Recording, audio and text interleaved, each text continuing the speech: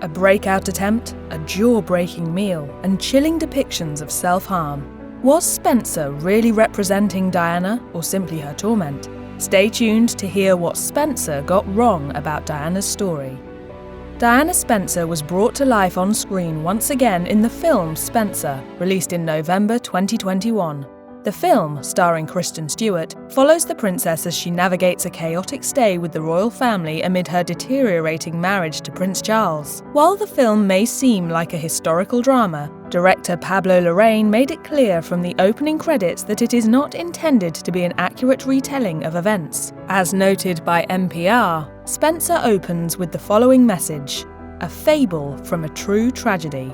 In its review of the film, NPR noted that Spencer takes into account a rough outline of the princess's union to Charles and the royal family, writing, "There's little reason to believe this story is literally true.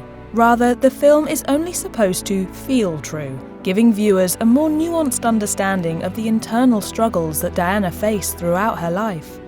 Set over a Christmas weekend in 1991, Spencer is not a film that characterises Diana's entire life, but a closely focused portrayal of just a few days in the last years of her time as a royal. But the weekend in question is an imagining rather than a recreation of actual events, calling into question the accuracy of the film. In the dramatic biopic, Diana is separated from Charles, but is not yet divorced. However, history noted that the couple didn't actually separate until December 1992, a year after the film's timeframe. NPR characterises the princess's journey in the film as one of self-reflection. Diana realises the depth of her own despair and decides to pursue her freedom.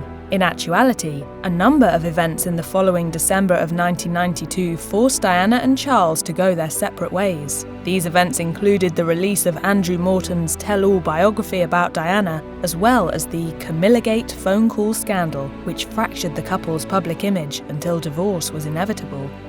One of the most grueling aspects of Spencer is Diana's experience with disordered eating. Diana did have a well-documented history with bulimia, but the timing of the film got her recovery all wrong. In the movie, Major Alistair Gregory, played by Timothy Spall, insists on weighing Diana after she arrives at Sandringham House for the Christmas weekend. History vs. Hollywood notes the dark tone surrounding this gesture, writing, "The film implies this was done to track Diana's eating disorder, but in real life, Diana was in recovery by this point." Spencer dabbles with Diana's eating disorder, her history with self-harm, and an acute sense of paranoia. While the late princess did experience these tragedies, however, she was also starting to overcome them by the early 1990s. As reported by Rolling Stone, Diana began recovering from her eating disorder in the late 1980s, thanks to a change of values as she healed. Diana recalled in her autobiography, Diana, in her own words, "I suddenly realised what I was going to lose if I let go, and what was worth losing." Additionally, weighing guests when they arrived to celebrate Christmas and when they left was a royal family tradition, a way to see how much everyone indulged. It's very well known that Diana Spencer had a complicated relationship with Prince Charles. But what was her relationship with Queen Elizabeth like? As far as Spencer is concerned, the relationship was filled with meaningful conversations. While walking outside the estate with Diana, the Queen comments on Diana's overwhelming press coverage. The only portrait that really matters is the one they used to put on the £10 note. When they take that one, you understand who you are, my dear, as currency. The conversation is devastating, to say the least. But History vs. Hollywood points to this scene as evidence that the film is not true to life. Diana's real relationship with Queen Elizabeth was far more distant, as characterised by Andrew Morton in his 1992 biography, Diana, Her True Story. The relationship between the two women was, quote, formal, and Diana more or less kept her distance. So a conversation like the one depicted in Spencer almost certainly never happened. Diana Spencer faced incredible challenges throughout her life, but the film Spencer took some liberties when it came to portraying the princess's anguish. As noted by NPR, Kristin Stewart's Diana develops a deep bond with the character Maggie, played by famed actress Sally Hawkins. Maggie serves as a dresser for Diana, but she also provides emotional and physical comfort and safety for the princess. The character of Maggie is described as Diana's only friend, someone that she clings to throughout the Christmas weekend. While it's true that Diana really bonded with dressers and others who worked as household staff, the relationship that was forged on screen between Stewart and Hawkins is partially inaccurate. One of Diana's real dressers, Jacques Azaguri, spoke to the Daily Mail about his interactions with the princess, and the bond he recalled was entirely different from the emotionally severe relationship on screen. He said, "My favourite memory of Princess Diana was her presence. Another great memory was the sheer fun we had together, especially when it came to choosing her next look." It's no secret that Diana was controlled in a number of ways by the royal family and its structures. As noted by history, the princess was reportedly very nervous that the firm was trying to control her every move, in part because of Prince Charles's ongoing relationship with Camilla Parker Bowles. At one point, the princess even thought that the palace was trying to sedate her. But unlike the film Spencer, the real-life Diana didn't have a specific member of staff devoted to watching every little thing she did. Kristin Stewart's Diana had Major Alistair Gregory watching over her like a hawk. As noted by History vs. Hollywood, the character of Major Gregory served as a barrier between Diana and the press, but also occupied a helicopter-type guardian role, keeping the princess on a short leash. While it's true that other royal employees monitored Diana's behaviour, Major Gregory was an entirely made-up character, with no ties to any one real-life figure. Public interest in Diana Spencer was arguably at an all-time high when Spencer was released, due largely in part to Emma Corrin's portrayal of the late princess in Netflix's hit television drama The Crown. More and more people have been overwhelmingly curious about Diana, her life, and her mental health struggles. And while both The Crown and Spencer laid Diana's grief bare, friends of the late princess told The Telegraph that both adaptations missed a crucial part of Diana's personality, her sense of humour. In Spencer, a young Prince William asks Diana, "Tell the Major what's happened to make you so sad." Sir, don't know what you mean, sir. I'm not a true soldier. Diana's real-life friends, hairdresser Sam McKnight and Ingrid Seward, editor of Majesty magazine, responded to the heartbreaking scene and the rest of the film's depiction of the princess they knew so well. McKnight shared, "She was charming, funny, and really normal. That was a huge part of her attraction. It was never in a fake way." Seward agreed with his sentiment, adding, "She was very funny about it all. That's how she dealt with life. She was either crying or laughing." Diana Spencer's history of self-harm is nothing short of chilling. Spencer incorporated this part of the princess's history into its plot, although the scenes depicting self-harm were greatly exaggerated, according to History vs. Hollywood. In the film, Kristen Stewart's Diana is seen taking wire cutters to her arm. Described as gut-wrenchingly intense by the US Sun, the scene is made even more tragic by a young Prince William begging his mother to join him for dinner through a locked bathroom door. Mummy, I just had to tell you if you were being really silly. Mummy, you're being really silly. History vs. Hollywood characterises the scene as typical Hollywood overkill. Royal biographer Penny Junor seemed to agree, telling the US Sun that it was unnecessary and gratuitous. Poor old William is all I can say, and let's leave Diana with a shred of respect and dignity. I know William was there when she was unhappy, but it sounds to me the movie is factually incorrect.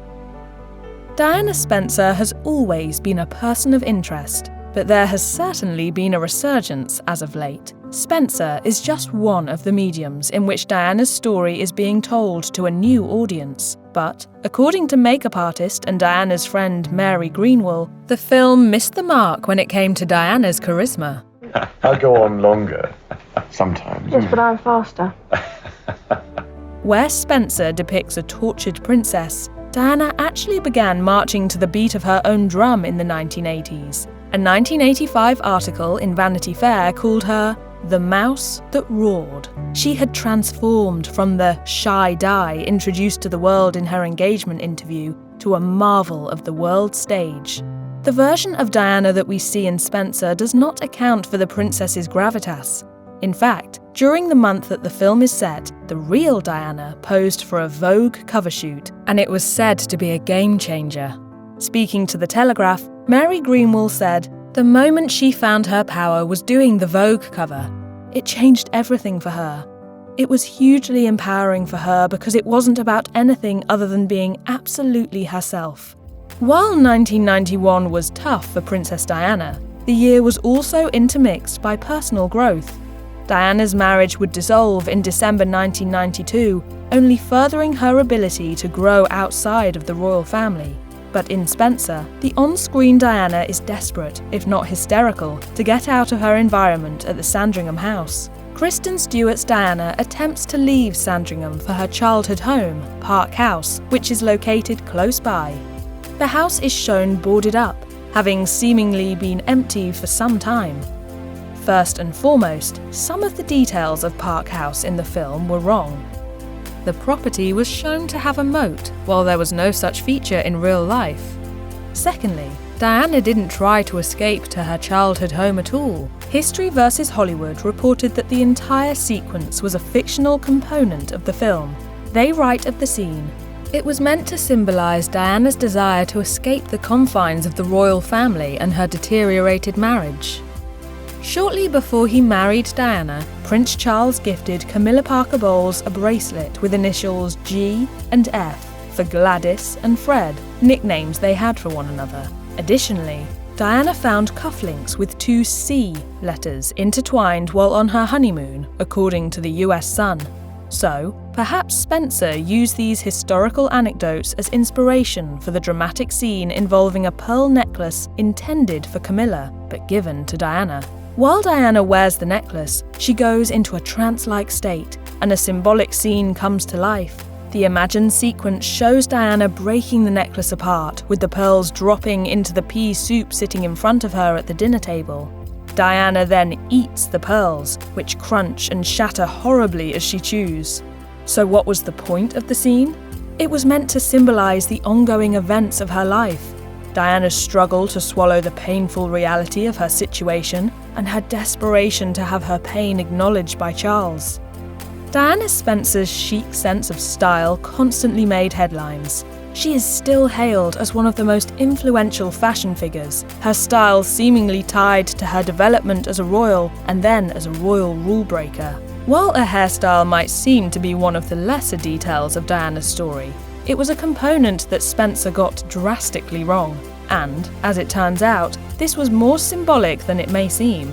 As noted by The Telegraph, Diana traded her fluffy, romantic 1980s hairstyle for a short, power haircut in 1990.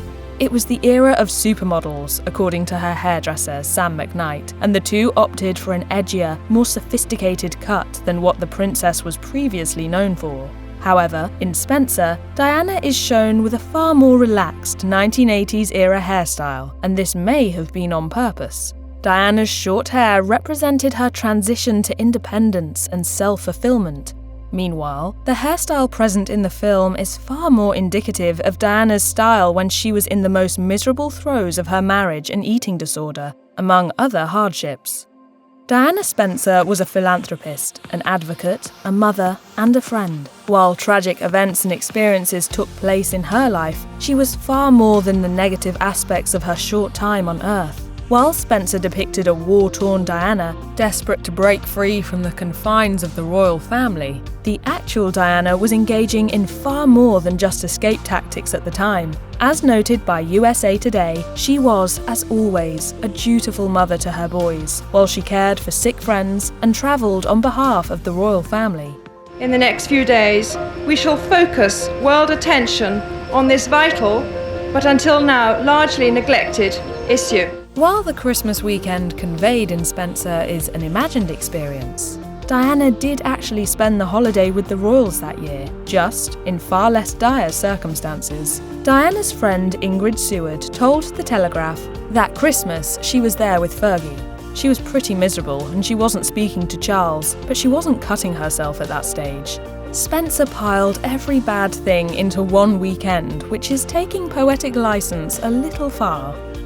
For all of the film and television adaptations that have brought Diana Spencer into the 21st century on screen, we must ask ourselves what the woman herself would have thought about it all.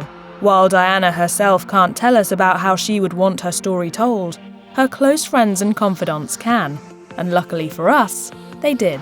Makeup artist Mary Greenwall, a close friend of the late princess, told The Telegraph that the aura of mystery surrounding the late princess is misplaced. She's now seen as this kind of martyr, which I think is wrong. She did amazing things, but she's misunderstood. All I'd say is that the portrayals you see now are not the best way to understand her. She wouldn't want to be on this pedestal with all this glory and fame. Indeed, the testimonies from her friends and close allies allow for the conclusion that not one piece of film or television will ever get Diana 100% right. She was, without a doubt, a singularly stunning human being whose subtle cocktail of courage, vogue, humility, and dedication makes it impossible for any script to fully embody her. If you are struggling with an eating disorder or know someone who is, help is available.